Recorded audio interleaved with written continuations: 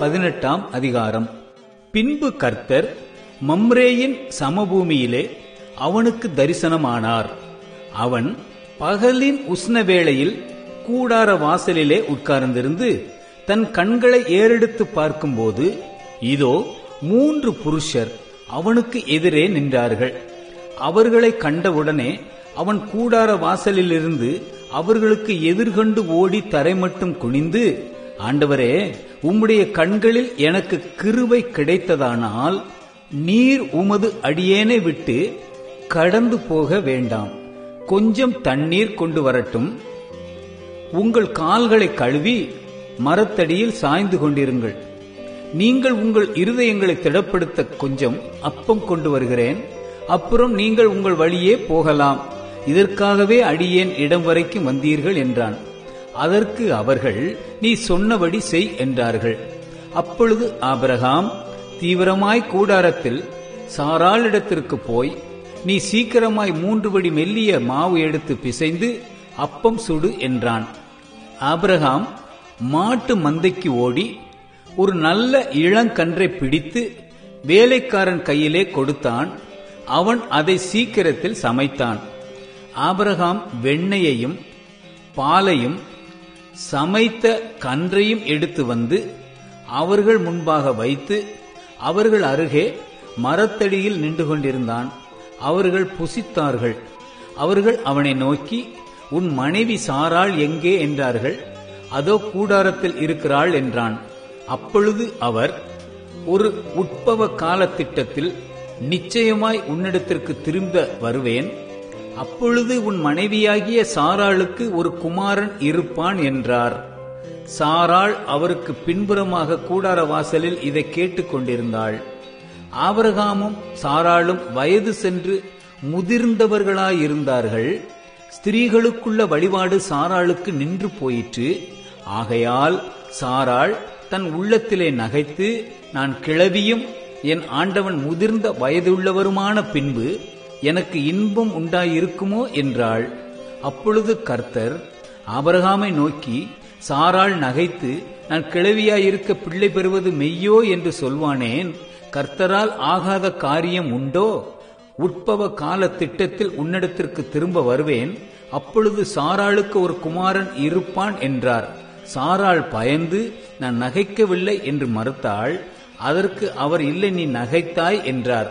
பின்பு அந்த புருஷர் எழுந்து அவ்விடம் விட்டு சோதோமை நோக்கி போனார்கள். ஆபிரகாமும் அவர்களோட கூட போய் வழிவிட்டு அனுப்பினான். அப்பொழுது கர்த்தர், ஆபிரகாம் பெரிய பலத்த ஜாதியாவதினாலும் அவனுக்குள் பூமியில் உள்ள சகல ஜாதிகளும் ஆசீர்வதிக்கப்படுவதினாலும் நான் செய்ய போகிறதை ஆபிரகாமுக்கு மறைப்பேனோ? கர்த்தர் ஆபிரகாமுக்கு சொன்னதை நிறைவேற்றும்படியாய் அவன் தன் பிள்ளைகளுக்கும் தனக்கு பின்வரும் தன் வீட்டாருக்கும், நீங்கள் நீதியையும் நியாயத்தையும் செய்து கர்த்தருடைய வழியை காத்து நடவுங்கள் என்று கட்டளையிடுவான் என்பதை அறிந்திருக்கிறேன் என்றார். பின்பு கர்த்தர் சோதோம் கொமோராவின் கூக்குரல் பெரிதாயிருப்பதினாலும் அவைகளின் பாவம் மிகவும் கொடிதாயிருப்பதினாலும் நான் இறங்கி போய் என்னிடத்தில் வந்து எட்டின அதன் கூக்குரலின்படியே அவர்கள் செய்திருக்கிறார்களோ இல்லையோ என்று பார்த்து அறிவேன் என்றார். அப்பொழுது அந்த புருஷர் அவ்விடம் விட்டு சோதோமை நோக்கி போனார்கள். ஆபிரகாமோ பின்னும் கர்த்தருக்கு முன்பாக நின்று கொண்டிருந்தான். அப்பொழுது ஆபிரகாம் சமீபமாய் சேர்ந்து, துன்மார்க்கனோட நீதிமானையும் அழிப்பீரோ? பட்டணத்துக்குள்ளே ஒருவேளை 50 நீதிமான்கள் இருப்பார்கள். அதற்குள் இருக்கும் அந்த 50 நீதிமான்கள் நிமித்தம் ரட்சியாமல் அந்த ஸ்தலத்தை அழிப்பீரோ? துன்மார்க்கனோட நீதிமானையும் சங்கரிப்பது உமக்கு தூரமாய் இருப்பதாக. நீதிமானையும் துன்மார்க்கனையும் சமமாய் நடப்பிப்பது உமக்கு தூரமாய் இருப்பதாக. சர்வலோக நியாயாதிபதி நீதி செய்யாதிருப்பாரோ என்றான்.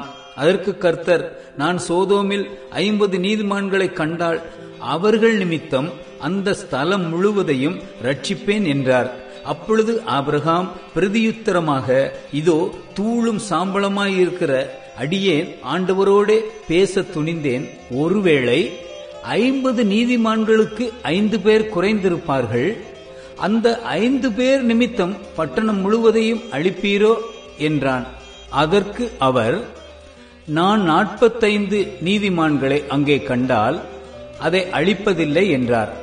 அவன் பின்னும் அவரோட பேசி 40 நீதிமான்கள் அங்கே காணப்பட்டாலோ என்றான். அதற்கு அவர் 40 நீதிமான்கள் நிமித்தம் அதை அழிப்பதில்லை என்றார். அப்பொழுது அவன், நான் இன்னும் பேசுகிறேன், ஆண்டவருக்கு கோபம் வராமல் இருப்பதாக. 30 நீதிமான்கள் அங்கே காணப்பட்டாலோ என்றான். அதற்கு அவர், நான் 30 நீதிமான்களை அங்கே கண்டால் அதை அழிப்பதில்லை என்றார். அப்பொழுது அவன், இதோ ஆண்டவரோடே பேச துணிந்தேன், 20 நீதிமான்கள் அங்கே காணப்பட்டாலோ என்றான். அதற்கு அவர், 20 நீதிமான்கள் நிமித்தம் அதை அழிப்பதில்லை என்றார். அப்பொழுது அவன், ஆண்டவருக்கு கோபம் வராதிருப்பதாக நான் இன்னும் இந்த ஒரு விசை மாத்திரம் பேசுகிறேன், 10 நீதிமான்கள் அங்கே காணப்பட்டாலோ என்றான். அதற்கு அவர், 10 நீதிமான்கள் நிமித்தம் அதை அழிப்பதில்லை என்றார். கர்த்தர் ஆபிரகாமோட பேசி முடித்த பின்பு போய்விட்டார். ஆபிரகாமும் தன்னுடைய இடத்துக்கு திரும்பினான்.